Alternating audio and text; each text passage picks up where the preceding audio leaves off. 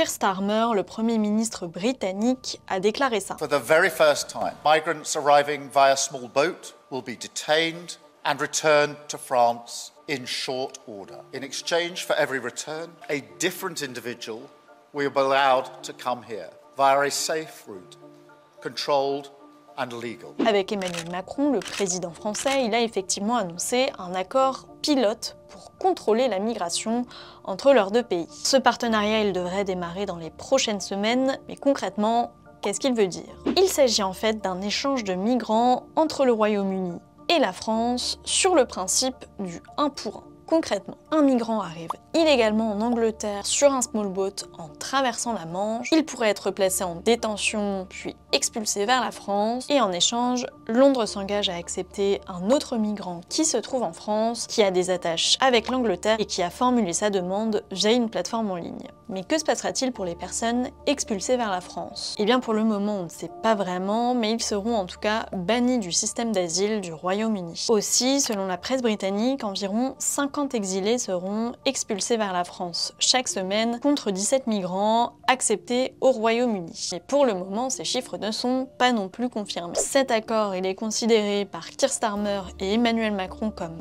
révolutionnaire, mais il doit être soumis à la Commission européenne avant de pouvoir être signé. L'idée aussi de ce nouveau partenariat, c'est de, je cite, saper le modèle économique des passeurs et ainsi, selon les deux gouvernements, pouvoir sauver des vies. Depuis le début de l'année, 21 000 personnes ont traversé la Manche, c'est un record et une hausse de près de 50% par rapport à la même période en 2024.